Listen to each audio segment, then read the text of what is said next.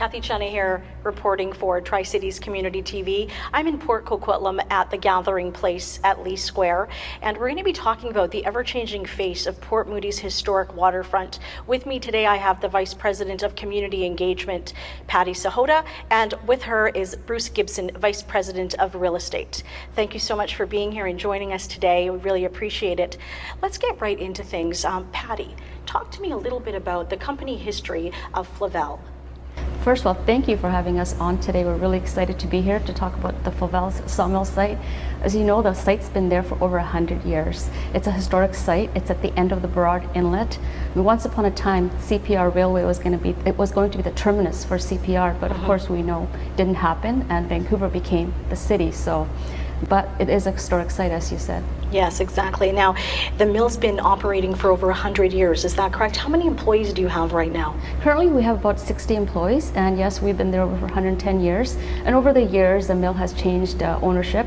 Originally, it was Thurston and Flavelle families that owned it. From there, it went to Weldwood. Another Interfor company owned it for a while, and then Mill and Timber bought it in 2000.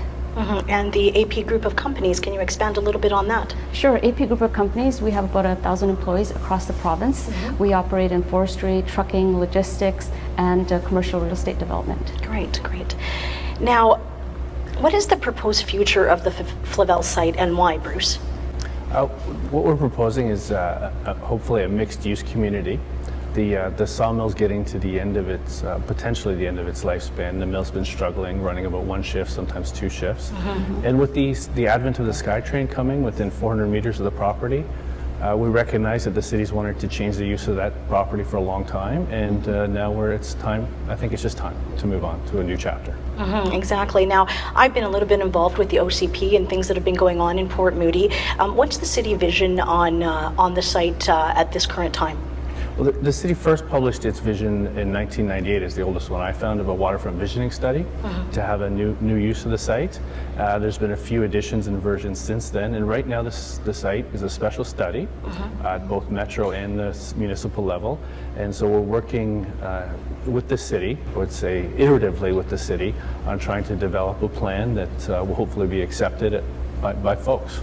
And Patty told us, about where it is, but in more layman's terms, if people don't know exactly at the inlet there's a beautiful park-like setting right beside it. So tell us a little bit about where it sort of sits exactly. Sure. So we're on the south side of the end of the Burrard Inlet, just west of Rocky Point Park, and parts of a little bit that piece of property that people think is Rocky Point Park actually belongs to the mill. And then there's obviously the oceanfront right in front of it to the north.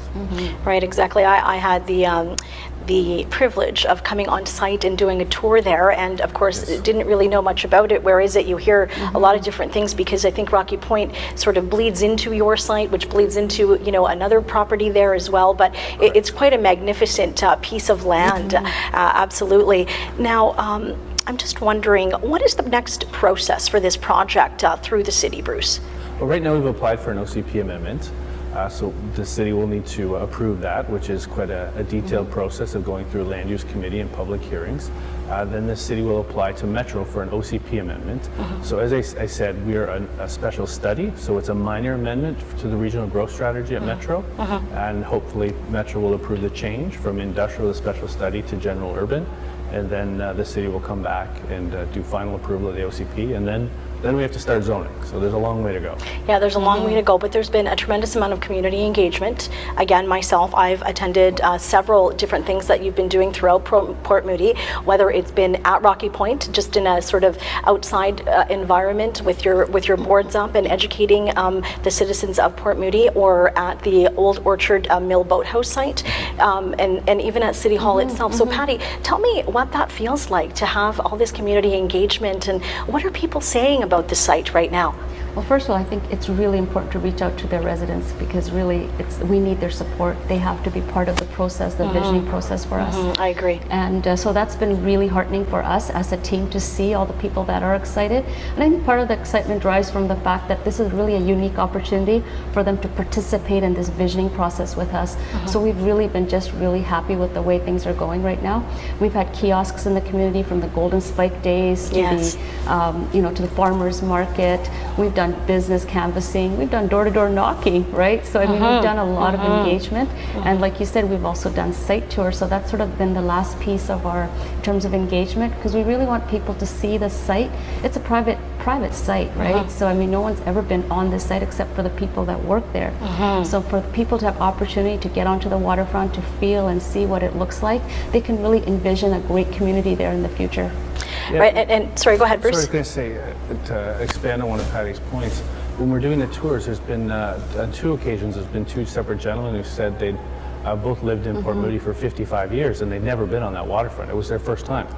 And so it really hit home with us, really understanding how much we're opening. We take it a little bit for granted that we're taking this private waterfront, and hopefully we'll open it up and make it a community place. And even at City Hall, I remember there were hundreds of people that came in. People were even just going to the library and saw what was happening and decided, well, never mind that, let's go and see what the waterfront will bring. So Bruce, what are the next steps for this project?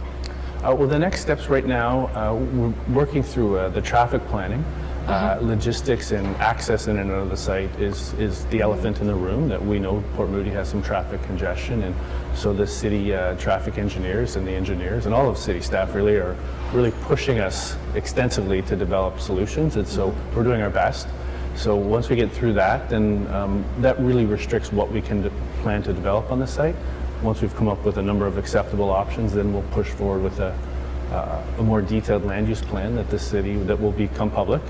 With all the community engagement that you've been doing and really making yourself quite open to the public, and you know, I know that someone can call, and if it's possible they could come on site, and as long as all the legalities and safety issues are being taken care of course. Do you think that all these things leading up to it going to Metro Vancouver are going to be in your favor? I hope it helps. This is a major change for the waterfront of Port Moody, and we really want to make sure that we've done everything we possibly can to engage with the community, because it's such a big change. People should have. It should be an extensive process, and people are asking some fairly detailed questions, and as well they should. We don't have all the answers because we don't have all the details right yet. But so I think it's very important to do that, and then the City Council, I think they're responsibly they're waiting to see. They're waiting so we have more details, and I think that's a responsible position for them to take at this point. Now, with everything, there's pros and cons, right, Patty? Now, tell me, what have you heard from the residents, and what's the excitement been like regarding this piece of land and the kind of property that could possibly be built on it? Well, first of all, I mean, because it's 34 acres, what we try to tell people is not going to be one thing. It could be a lot of different things, right? It will be mixed use of some sort. That's a proposal. That's our vision, anyways. That this type of process takes a long time.